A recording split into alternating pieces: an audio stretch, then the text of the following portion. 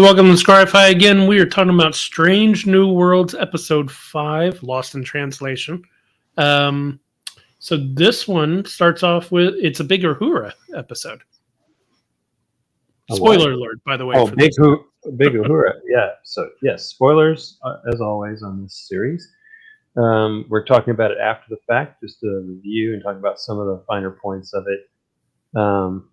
So I really liked this episode a lot. This one definitely had the sci-fi story feel. We went out to a new place that was not Space Dock, and we went and we visited, I think, new aliens. Yeah. But definitely a strange new area. Unfortunately, the title of this episode gave away the whole thing to me right off the bat. Plus, I mean, the story has kind of been done a few times in Star Trek. I didn't actually think about it. I didn't notice the title of the story, but I figured out pretty early that there was some kind of message coming through. I guess you had to have a good developed language center of your brain to pick up on it, maybe. And that makes sense. She's supposed to be a real big genius with linguistics. That's why she's Uhura. So the episode starts with them going to the Bannon Nebula, which it's right on the frontier of Gorn space, right? So Bannon's Nebula. Yeah. Bannon's Nebula, yeah. Yeah, I thought this was going to be our Gorn. That's why they had it on the frontier of Gorn space. So you'd think that message was kind of like hidden Gorn communications or something. Yeah. That was a good little red herring there. I thought it was at first, too, because it sounded all like... And it especially works well since they're obviously teasing the Gorn earlier this season. They're already... It's like a red herring in this one episode, but it's really a red herring for the whole episode arc. Like, you feel like they're coming, but... Now, we had talked about... we were wondering, before we started recording, like, has Bannon's Nebula been mentioned before? I don't think it has. And then we looked up and we found out that the actual actress who plays Ortega had a partner that passed away recently, whose last name is Bannon, Brian Bannon. And so maybe it's named in honor of that person. So, Melissa Nevia? Yeah. And she wrote an article talking about her partner that passed away. And so... last name Bannon could be. We don't really know. Pretty cool. So we're not claiming that or anything, but it's just something I wonder about. That'd be pretty cool if you did that. Yeah. Yeah, that would be nice. Even though she wasn't featured that much in this episode, but still, it's pretty cool. Yeah. Nice tribute. So they go to the nebula here that's collecting. I almost said dilithium. Deuterium. Deuterium. Collecting deuterium. It was cool to see them collect it themselves, like open up the Bussard collectors. Yes, and I was wondering, is that the first on-screen use of the Bussard collectors for their intended role? I don't know. They talked about it before. I feel like maybe the Galaxy class did it at some point. I feel like what happened, though, was something different. Like they flushed something out of it. Like they often use their equipment in ad hoc other ways, like creative ways, especially the navigational deflector. So I feel like maybe that's been done with the nacelles, but I don't know if we've just seen them operating normally like that before. You know what's weird about this facility that the Federation built in the nebula is it does not look. It looks alien. Like it doesn't look Federation. It looks like a Romulan gas collector. It looks ominous, Right. It does. I would expect it to look all like light gray and sleek, and but it's not a criticism. It's just interesting. Yeah, it looked more like they found this factory in the nebula. Not that they did.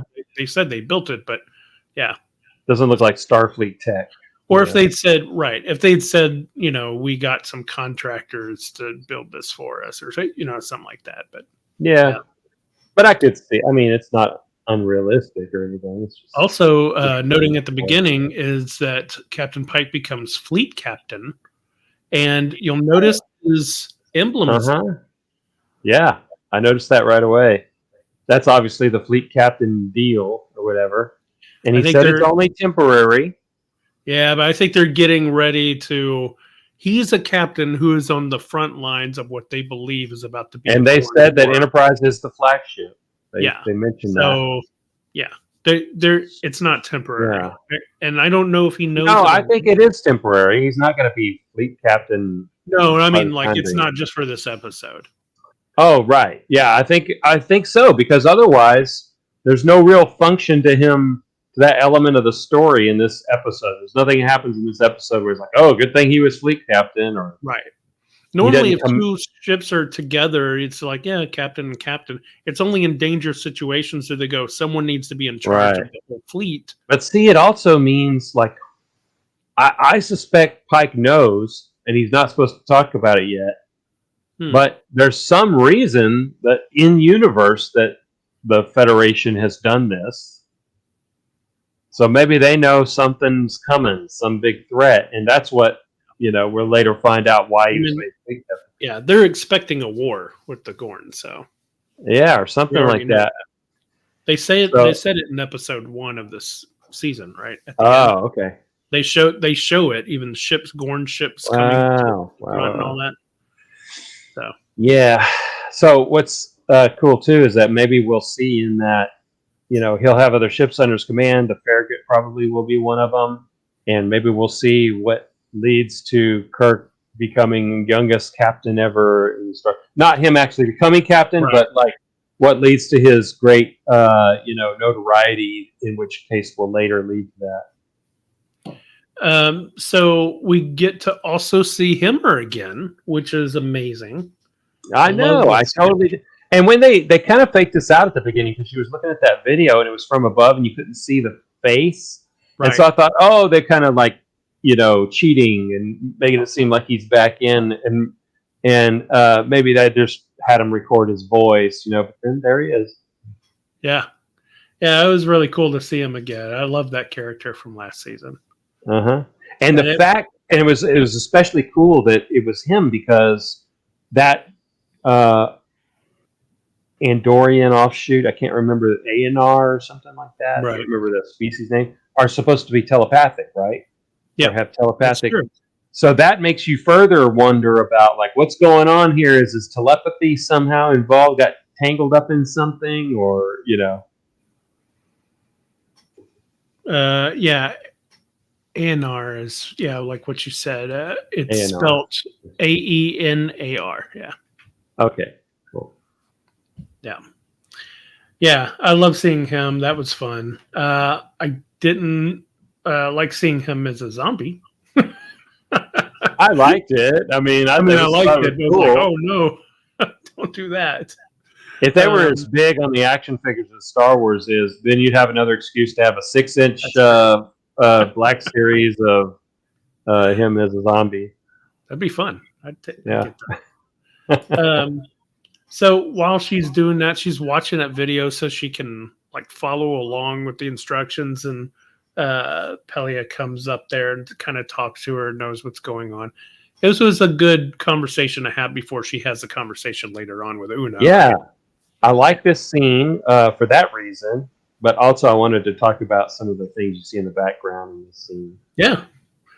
So back behind her, they're inside the nacelle. Back behind her, those are the warp coils going back. So if you look at the whole nacelle, you've got the Bussard collector on the end, the little red glowy thing, and then you've got a bunch of little rings going back. So they're between the front part of the nacelle, just behind the red glowy Bussard collector, and in front of all the warp coils. And this is looking the other way, and you see behind her that way in the back on the left, it's like a star-shaped, darker pink with a lighter pink. In the actual clip, it's rotating, and so that is the front of the Bussard collector right there. That's pretty cool. Yeah.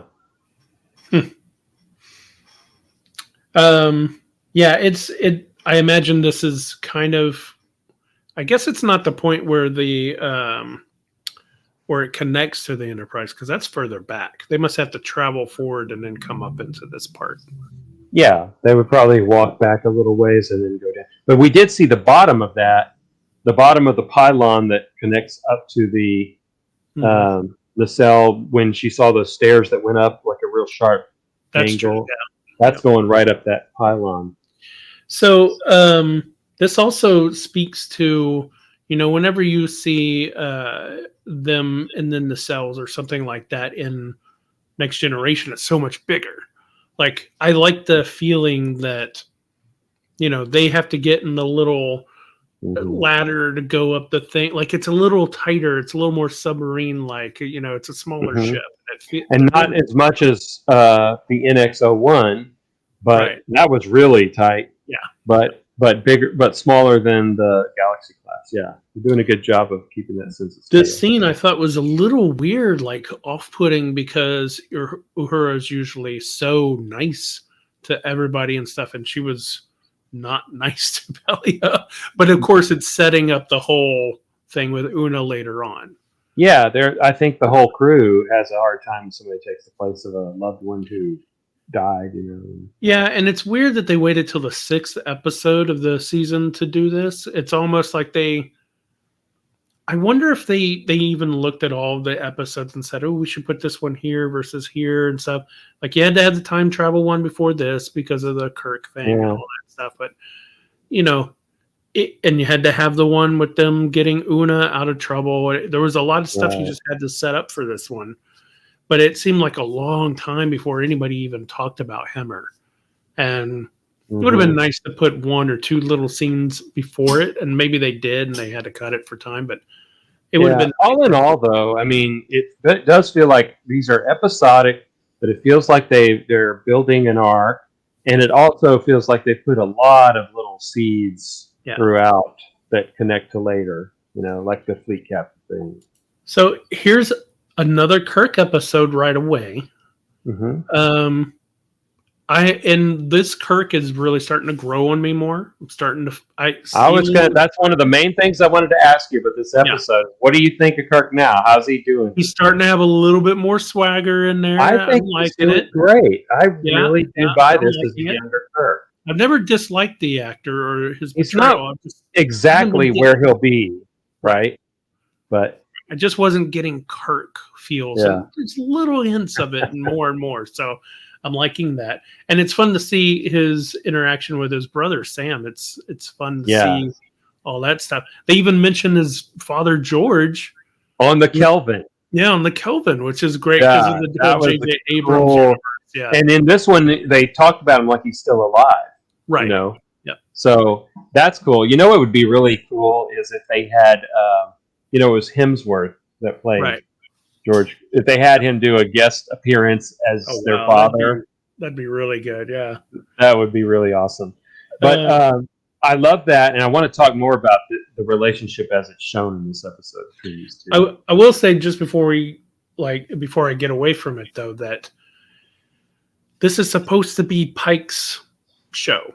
Not Pike's show, but this is supposed to be an ensemble for it, right? Mm-hmm. It's an ensemble, but Kirk has his own show and his movies and stuff. I don't need this much Kirk. I like the Kirk. I think the Kirk. Oh, I see what you're saying. Kirk doesn't need to be as big as he's been. We've had 2 Kirk episodes out of 6. Yeah. Right now, and it's just like I want more. They're kind of doing 2 things. They're showing a cool crew beforehand. But they're also using the opportunity to unveil some it's actually really great backstory to Kirk. I know. I can't be upset about it because I'm enjoying it. You're doing it really well. Yeah. But at the same time, I feel like you remember at the end. Let this crew be this crew. Yeah. Yeah. If you haven't seen Enterprise, I'm about to spoil the end of the series. But that was done. I'll try not to do it, but that was done poorly because they pulled other characters from other series into it and made them the focus of it. And of course, this isn't the end of the series, so I feel like what they were trying to do in their defense, I feel like what they were trying to do is place Enterprise into the history and make you really feel like Riker has always known who Captain Archer was, And by showing them do this, it connects it. Yeah. But I also agree that that's not the time or place to do that when it's supposed to be the finale of that series. Right. And so this isn't the finale, so it's not as egregious or anything like that. But the regular the amount of Kirk that we're getting versus the amount of Pike that we're getting in what is supposed to be the series of that crew is feeling a little bit like, well, two things. I mean, stealing the spotlight a bit, which is Kirk in a way. That's what Kirk does. That's what. Yeah.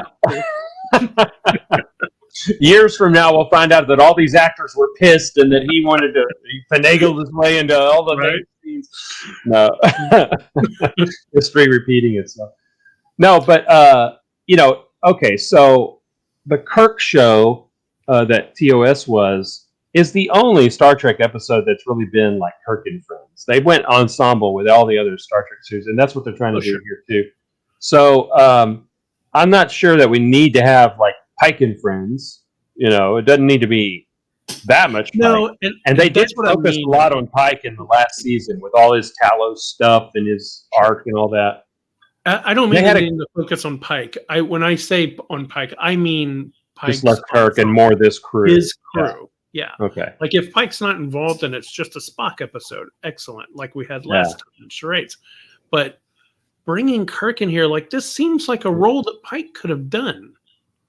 Like he could have been the one helping Uhura and all that. In fact, it's a little weird that he was out of it. You know what you could think of it though is you could actually think of it as a George Kirk thing in a way, because seeing their relationship like this, or like what they could have done is had Pike play those roles where he's helping out Uhura, right? And then have him here, but it's mostly focused on these interactions with George Kirk, because what we see in their conversation with each other about their two different ways of being and how George doesn't feel like he feels like he's in the shadow of Kirk, and that is, whatever. It seems to me what they're doing here is setting up. Huh? You mean Sam?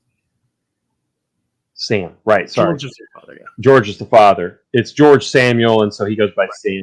But what they're doing with Sam, though, is they're setting up his kind of eventual thing where he says, "I don't want to be under Kirk's spotlight thing, so I'm going to leave the Federation. I'm going to leave Starfleet and go work on Deneva as a research person there." And that's where, of course, they find him in the original series.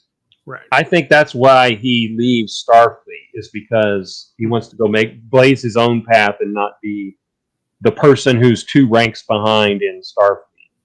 Right.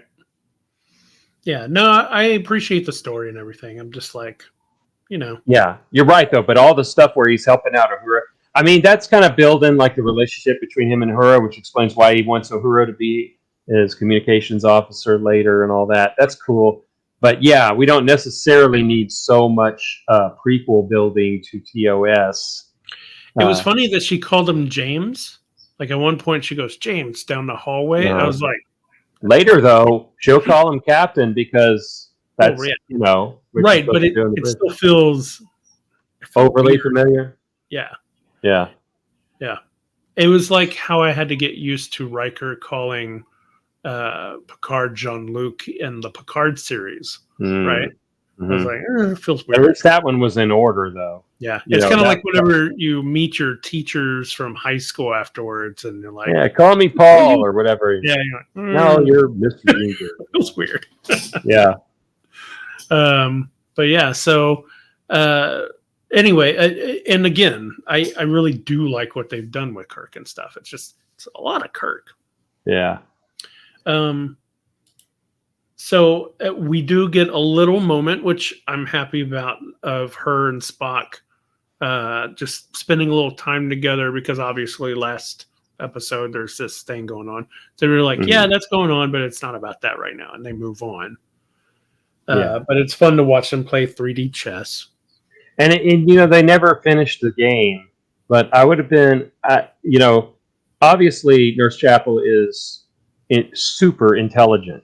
She's really obviously, all these folks at the top of their field in Starfleet are going to be like that, and she's shown to be really super intelligent. But really, Spock should beat her like all the time, right? Well, later on, Kirk says, I think that's him in the background at the bar. Yeah. Kirk says he's about to lose his night or something like that. I was wondering if he was letting her win. He said he should be protecting his queen, or maybe he's distracted or something like that, or letting her. That's interesting too. But I love that we get to see Kirk comment on the game, because we find out, of course, in the original series that he's one of the few people that can beat Spock, and Spock is always confused at how he manages to do it. Yeah. So that's a wonderful thing. In the time travel episode, he mentions that he likes to play three-dimensional chess and all that stuff too. Mm-hmm. Yeah, that was another, and that's why I wouldn't. That's the main reason why I wouldn't want Nurse Chapel to win, because that's supposed to be a big deal that Kirk can beat Spock. Right. Yeah. So Pelia and Una, who I don't have pictured here. Actually, I have her pictured here. But I want to talk a little bit about the effects. Yeah. So they go to fix this station that keeps breaking and stuff. So yeah, the inside of this was really cool looking. This is a great example of the volume, or the whatever they call it, the big screen thing, because in the moving version of this, which we don't show because YouTube will mess with us, but the camera is kind of coming down into the right a little bit. It's moving as the scene's going on, and so the perspective of all this stuff going all the way back like that, it shifts like this, right? And if you just had a wall with a picture on it, it wouldn't work that way. It would look like a flat picture. So it moves with the camera, and I'll bet what's going on here is that they've designed it in these segments like that, so that you could have, like, maybe this first segment that she's messing with and the one across from it on the left there are real, and then that's where the wall is, and all the rest of the segments are digital. And yet the perspective stays so perfect with the real one as the camera moves that it's just totally convincing. I think if I could draw right here, I think it ends here. Yeah, they probably would have went back. Later on, they have a scene where they're standing at this table. Yeah, you're probably right. It probably begins on the second one, if not the third, but somewhere along there. And that's why they design it in segments, so it's real easy to create that cutoff point. But they're using this, and I'm sure that's what was behind them when they had the cells behind them, or the warp coils behind them and stuff. Yeah, so this is the part where Pelia and Una are kind of like not working well together, and you find out later on why that Una is still mourning Hemmer and kind of accidentally putting it onto her and stuff. It was a really neat way of, like, bringing it up and using it, but again, it wasn't like let's stop everything we're doing in this dramatic, like, action-packed part and talk about our feelings. Like, it was part of it. It was organic. It was paced well. It seemed like the real people could have had that conversation at that moment, since there was nothing urgent going on. Much better pacing than we've seen in Discovery. And very so important. The other thing about that is, like, it kind of felt out of the blue, like, I didn't know they were fighting. But you've got so many different characters and people on the ship, and you're jumping around between them. It's going to be one of these catch-up things where it's like, oh, this has been going on. And I think the reason we didn't notice that as much in, like, TNG is because it was a lot more episodic.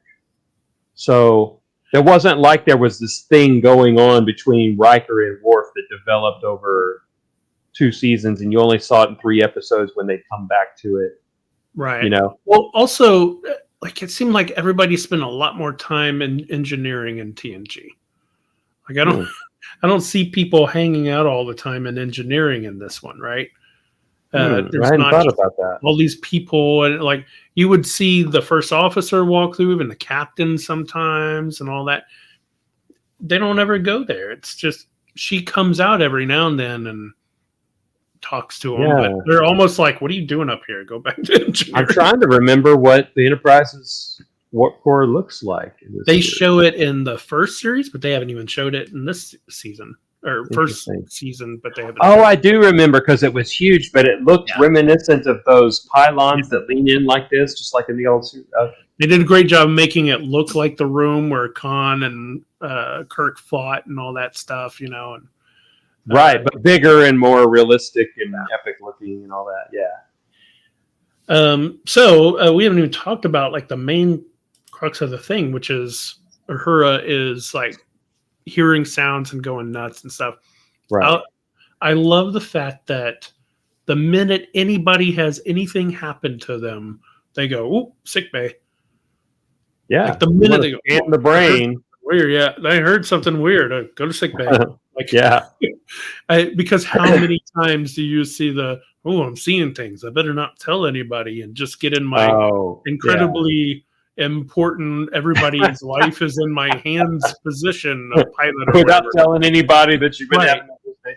And they're all just pouring sweat while driving the ship and stuff. And they're like, "Are you okay?" "Yeah, I'm fine." And they're seeing stuff like, it's ridiculous. I know, yeah. They're pretty good about sharing information. I like that.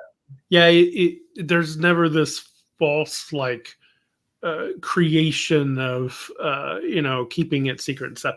They immediately report any kind of issues and stuff. It's very smart. It's well done. Now they say here. Oh, go ahead. I was just going to say, and it gets you past the whole thing we've seen a billion times in those kind of shows where they try to keep it secret and stuff. Like that's not interesting anymore. It's more interesting to see the teamwork of trying to solve it. Yeah, I want to see what that brain scan shows. That's the next thing you're thinking because it's like a detective thing. You want to see the next set of clues.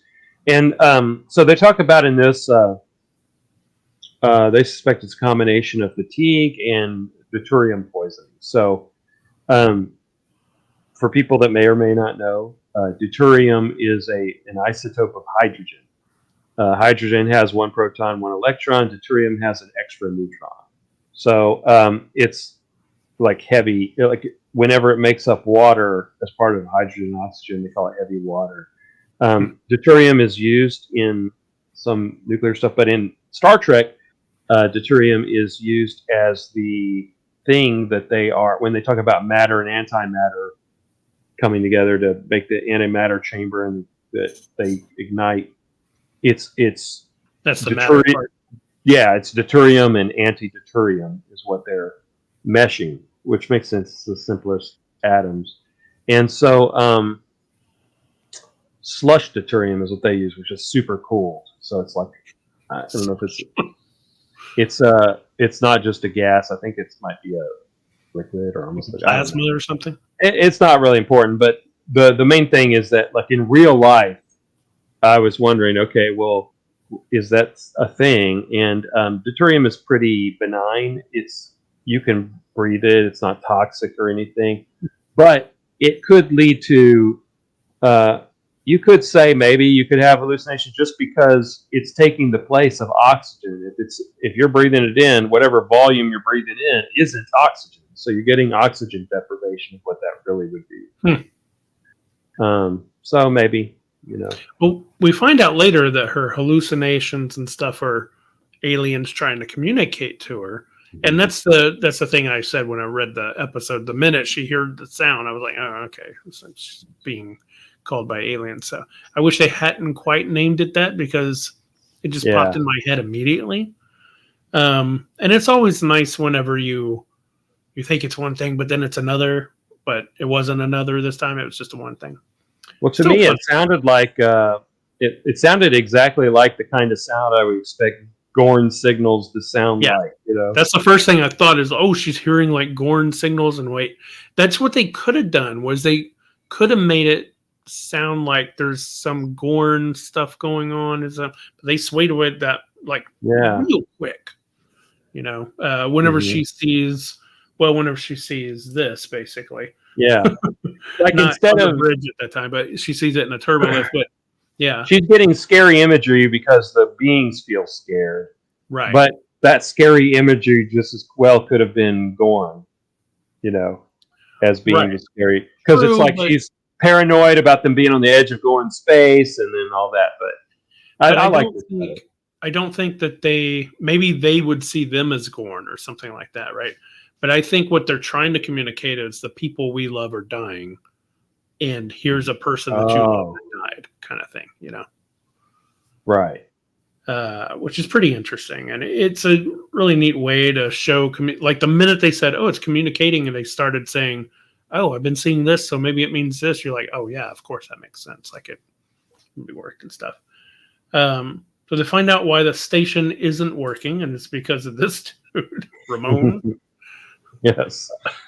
Here's where I'm going to take back a little bit of the common sense thing. You have a guy who's been sabotaging a place because he's going insane. Why is he not strapped down? Why is security not in there? Oh, they were. There was a dude who had a phaser, and that actually surprised me because when he was running out of sickbay, he shot at him, and he missed. But he needs to get fired. Yeah. He has one job in that room. Yeah. He was to watch that guy, and he slashes Mbega and then gets out of the room before they can do anything. Yeah. Yeah. I mean, he should have at least been strapped down like you have in hospital beds. Well, he wasn't like raving mad at the time. He was kind of back in a little lull. At the time, but they know that he was sabotaging the facility. Mm-hmm. He could be a danger to himself, and he was, or to the facility and to the other people. So it was kind of crazy. And then right on top of that, this is where it gets really bad. It's right after he leaves, Uhura goes, maybe I shouldn't go because I'm suffering from that. And Pike's like, nah, you're fine. I know. I was like, no, she could do the same thing. You're totally fine. Here's a phaser. Hands hurt. Let's go on. Yeah. I'll walk in front. You can be behind me with the face. It's like, hello. They're on the same track. She's absolutely right to be that cautious about it. Yeah. And she could have even said, I punched Kirk just a few minutes ago. If I had a phaser in my hand, I would have shot him, disintegrated him. Would have never known even. I know. So maybe don't give me a phaser. That part was insane. Mm-hmm. So I know they wanted her involved in the whole thing. What they could have done is he would have been like, yeah, just stay here. And then she could have hallucinated and grabbed a gun and run and all that and then be in it, right? Very easy to write to where it makes more sense. Yeah. But yeah. Or what would have been really cool is have her confined somewhere, whatever, so they're trying to be safe, and she says, yeah, do that to me. And then she starts going crazy with hallucinations, and she uses her knowledge of the communication systems on the Enterprise to do some freaky thing to get away. That would have been cool. Yeah. Or some engineering stuff that Hemmer taught her once. Yeah, that stuff of the.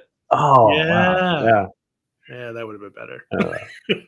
Yeah, they should hire us. That's the only hiccup in this episode, really, as far as I'm concerned. Yeah, it's minor. It's minor. We're just getting into the nitty gritty here. Oh, okay. Here's something I wanted to talk about. And you show it in the previous. Go back to the previous image real quick. Yeah. Now, this, I don't know if I'm out on a limb here, if I'm just drawing connections where there are none. But if they actually did what I think they might have done here, it's really cool. Okay, so you see how she's holding her gun like that. You see this in a lot of stuff, especially police are trained. Cop shows. That's how they're trained to do it. They put the thing over that brace. You got your flashlight. That's a very standard thing that you see in movies from today's time. And apparently, they're still doing it in Starfleet in this time period. But that technique did not exist in the 1960s. And out of all the people we see holding the phasers, go back to the other shot. There's only one person that we see holding a phaser and a flashlight that does not use that technique, and it's Kirk. Huh. And of course, we never see him use that technique in the original series. So did they have Kirk not use that technique because he didn't use it in the original series? Everybody else does. Pike uses that technique. Everybody else did the cross technique with their hands except for Kirk. I was trying to find an image. It made me think of whenever they were in Star Trek II, The Wrath of Khan, when they go aboard Regula 1, and they're looking around right before the scientist falls upside down, right? And they're kind of sneaking around. There's a part where he's like looking around, and I think they have flashlights. They might have communicators or tricorders. That would be good to look at. Of course, that would be later, but right. Yeah. But I was just looking. Did he watch things like that and try to emulate those kind of? I don't know. Feels? That'd be pretty cool if he But did. it's just very interesting to me that technique did not exist in the 60s, was not in the original series, and Kirk is the only character here who's not using that technique. I think that they may have actually thought about that. I don't know, but it's cool either way. That is pretty cool. Yeah, I can't find I was trying to look for the image for it. But if you look at cops in 1960s stuff, they're just holding their guns out like, Dick Tracy or something.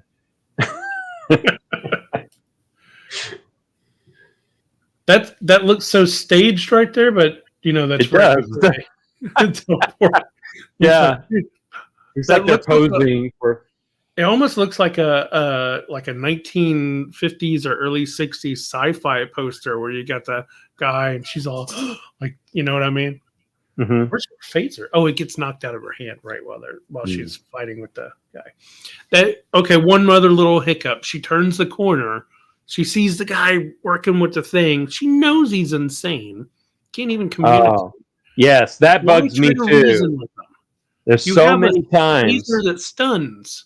Just stun them immediately. They do this a lot in Star Trek. It's not the thing about, I don't want to kill the bad guy. It's that you have a stun weapon and you're acting like, I don't want to have to do it. Like, why? Just do it. And you could sort it out later. It's like, are you worried he's going to hit his head if he falls? I mean, it just seems over the top to me. And they do that all throughout Star Trek. It's like they forget that it's just stun. Yeah, if this was a modern day thing, it was bullets. I was thinking, just take out your taser. Like if she was an officer and she had a taser in her hand and a gun, shoot with the taser. Yeah, I mean, not just go around stunning everybody willy nilly, but these are moments where the person has their hand over the button that's going to blow up their ship and stuff like that. Well, stun them immediately. She already knows that she can't communicate with him, but she tries to reason with him anyway. Why? Yeah. Now, if she had the little thing going again, you could have easily written around that little decision and have her kind of like if she's seeing a hallucination shared with him, or There's a cool moment for Kirk, which again could have been a cool moment for Pike. Yeah. I see all of the social reasons to have Kirk here. His run-in with La'an, which wasn't as much as I hoped on this one. They're still building a few more seeds. He said, I'm forgetting about that drink. His run-in with La'an, his whole thing with his brother and stuff. But Pike could have been involved in some of this action. I mean, he does go down the corridor with a phaser, but he doesn't get to do any of this cool stuff. There's one other thing with Kirk, though, that I want to talk about that took place during this scene, or around this point in the story, where Kirk is talking about how he always felt like him and their family were second place to Starfleet with his dad and always following him around everywhere. And what's cool about that is that explains why he felt like he couldn't have a family and be a Starfleet captain, because they would always be second fiddle to, that was a great, great moment for you to learn that about Kirk and how he feels about that, because it totally explains, Yeah. I would love that if they finish the whole Pike thing, that they just take this Kirk and then this Spock. Go right in and we get to see like the first 3 years of the 5-year mission. Yeah, give us the first 2 years. Yeah, give us the series before that. I would love that. And that's when you can have all your Kirk moments. But right now, no Pike moments, But they are doing a great job of creating these characters. So yeah. I'm having fun. And also, this was a cool moment about the show, but it didn't feel like it fit right now, which is Kirk and Spock meeting for the first time. Just in a not 10 forward, but in the lounge It's kind of cool that it feels, mundane. Doesn't this feel like that would have been a great way to end the Pike thing, though? Like, you've never seen them together and stuff, and then right at the end of whatever this whole series is and stuff, you could have Kirk in there and stuff, and then have them come in, and the handshake is like where you end it, and then you go into the original. Well, you need to have it where when Kirk takes command of the Enterprise, that's somebody he would pick as his first officer. Sure, I mean, he could look over the records and be like, "Oh yeah, this guy needs." I guess, yeah. But it just felt Picard had never met Riker. Right, exactly. It felt like an epic moment that was just kind of like, "Hey, here's a cool little thing." They even focused on their handshaking, Yeah, and it's like we know it's epic, but to them, it just felt like another day. Yeah, I know. I just wanted a little fan service, I guess, to the moment, and it would just they went a little too mundane for it. Eventually, we're going to get that first chess game. That's what I want to see. That would be pretty good. Yeah, so maybe they'll end it that way. Like they'll finally sit down and be like, "Oh, so you like to play chess?" And they start playing chess, and then you end it there. That'd be great. But and maybe they have plans for Kirk again, more Kirk, and this. So I think for sure Kirk is. I think the reason they made Pike a fleet commander is because they're going to involve multiple ships in the climax of the season fighting Gorn. This is just my prediction. I don't know. And that means that that Farragut's going to be there, which means Kirk's going to be there. So we're going to see more Kirk in the climax. Yeah. Now, maybe, and what I hope happened because of what you said, is I hope he does go away now. They do several more episodes, and then they can bring him back on the final one. But, yeah, like I said, I really like the Kirk and all. It's just I feel like we're being robbed a little bit of Pike. I like Pike. Yeah, I want to see more Pike's Pike. Great. This is his series. I want to see his crew series. Pike and we got some good Pike and number one interaction with all the stuff where he had to fight for her and everything. But some more number one being first officer of the ship. That'd be cool to see up on the bridge. Yeah, I mean, so far, I'm not sure. Have we had a single episode? Well, I guess about 2 episodes ago, we had one where it was just Pike's crew doing a Star Trek thing. They went to a world, they lost their memories, all that stuff, right? So I'm just asking for more of that. I want some single, stop bringing Kirk in, stop going time travel, stop. Let's take that crew and go to some new world and see something we've never seen before. I want to see Una doing cool stuff. Una had her, courtroom episode, but I want to see her doing some epic stuff. Let's set aside some of the personal arcs and do like a new thing, and then in that new thing, see each of their skill sets coming to bear on it. Now we've seen Ortega be an awesome and being some badass hero going on with cool sci-fi story. A little bit of everything is what we want. And it's been a lot of character arcs and stuff lately. So. Yeah, which I like a lot. I'm very happy with them and stuff. But, not everything has to be character arcs. All it means is that I'm loving the series so much that I just want more of it and more of what they promise. It's not going to be enough by the time we get to the end of the series. Never going to be enough. Man, wish I'd see more of this. But that's why they have the books and the games. Yeah. Oh, we cannot forget about this. La'an is talking with Kirk, and she says, "I haven't faced death." Yes. And then so Kirk's answer to that at this point in his life is, "You have to confront it head on. You got to show up to the fight." That's his way of doing it right now, because that's not really facing death either. That's such a good call to the fantasy that you're going to be able to beat death. Right. Yeah. Such a good call to the fantasy. To the episode movie 2, part 2, Khan's Retcon, if I can think straight. But I think the episode was great. I don't know why they're not using Pike as much, but hopefully.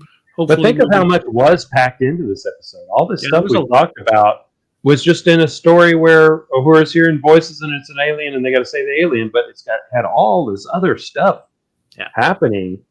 And yet at the end of this whole thing, they never really proved that the aliens were real. Like, as far as anybody else knows, this is exactly identical to Uhura just hearing voices and they blow up a station because of it, because they trust her. If it wasn't They've for the never. other person going through the same thing, and for There was another person.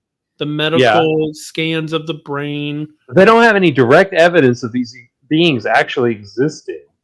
I think it would be interesting to see if Pike actually does get some blowback. Because at the end of the show, he says any blowback is going to come onto me. I made the final decision. Blah blah blah. Maybe. But it'd be interesting to see if there's any, any of them Yeah. going, I can't believe you did that when you know that there's the Gorn coming, blah, blah, blah. Or maybe he doesn't know. And they're like, okay, we need to tell at least the captains Like, what's we going on. needed that deuterium for our supplies Yeah. for the war coming. You're making calls here that they don't realize, not that he still wouldn't have done it, but, Cool. It is interesting, though, that they didn't have any proof other than just her saying, yeah, there's aliens. Oh, they're happy now that you blew up the place. Like, okay. Okay.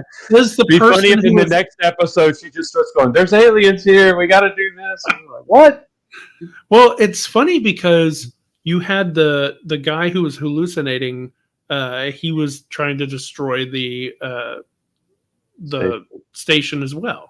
He also, the place he attacked on the Enterprise was the Bussard Collector. So. Right. He was obviously being driven in that way to stop whatever was going on. So her saying you have to blow up the thing just flows right into the same hallucinations that the other guy was having. Right. For him to just go like, oh, aliens, okay, well, then let's stop doing it kind of thing. It was a little weird that the sabotage made it so that they couldn't stop it. Like, why not shut the station down? Or they tried to shut it down, right? And they couldn't. Yeah, it was a little. It was a little sci-fi-esque, like, oh, we can't shut it down. Let's blow it up, kind of thing. Like, yeah, really, you can't just pull the plug somewhere. You can't shoot a phaser into something. You can't. Yeah. There isn't something you can do. Eject the core. Maybe it's the nature of the machinery that once it gets going, it's I don't know. Maybe, but I mean, just cut power. There is a cord somewhere that goes to another thing. Unplug it, right? Yeah. Unplug it, cut it, something. I don't know. You can't tell me that. What if the aliens were like, the aliens are saying, why did you blow them all up? Yeah, I know when the station started blowing up. It's like that can't be too good for them either. Is that bad? Yeah, but oh well, you gotta break. You're gonna break some eggs to make an omelet. Yeah, but I don't know. It was it was still a great episode despite a few little quirks of writing and stuff. It's forgivable. It was good. It was good. So, all right. Well, another great episode, and just keep them coming. Feel free to leave your comments below if you have additional thoughts about this or anything. Yeah, too much Kirk, more Kirk. Yeah. All right. Yeah. All right. Thanks. Cool. Like and subscribe, all that stuff. Bye.